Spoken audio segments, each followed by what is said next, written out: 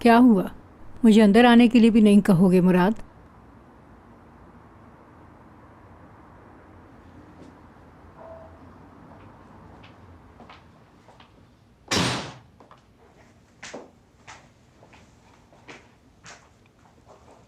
हयात नहीं है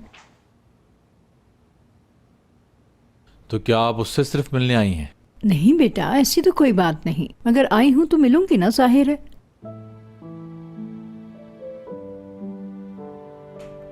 वो जल्दी चली गई थी, सुबह ऑफिस अर्ली पहुंचना था आज उसे। क्या हम इसी तरह मिला करेंगे मुराद? माफ नहीं करोगे कभी मुझे? यकीनन आप ये बात करने तो नहीं आई।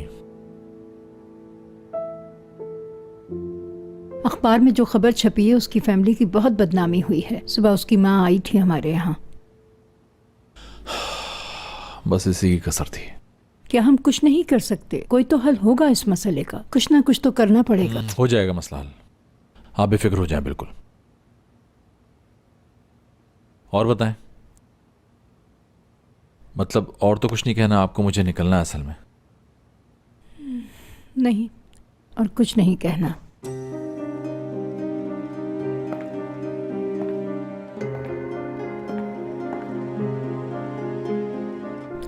अगर तुझे पता होता कि तेरी माँ जिंदा है तो उसकी मौत का जो सदमा हुआ है उससे कहीं ज्यादा अजियत उठाना पड़ती तुझे। फिर कभी बात करेंगे दादी जान। तू समझता है मुझे दुख नहीं हुआ होगा? 5 साल का था सिर्फ मैं, 5 साल का। जब आपने मेरी माँ की मौत का मुझे बताया तो मैं 5 साल का बच्चा था। आपने उनसे कभी भी दोबारा मिलने की उम्मीद छीन ली थी मुझसे। हमें लगा ये ज्यादा बेहतर रहेगा तेरे लिए। तेरी मोहब्बत में किया ये सब हमने। कैसी मोहब्बत थी? हाँ, किस तरह का प्यार था? किस लिए इतने बरस झूठ बोलती रही आप मुझसे? बोले हैं कोई जवाब? माफ कर दे बेटा, मुझे माफ कर दे अपनी पागल दादी को।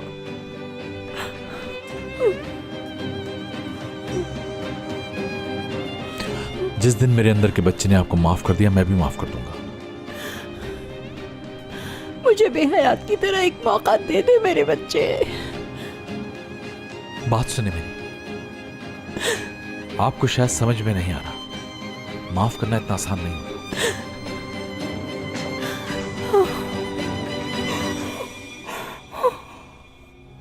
मेरी जान।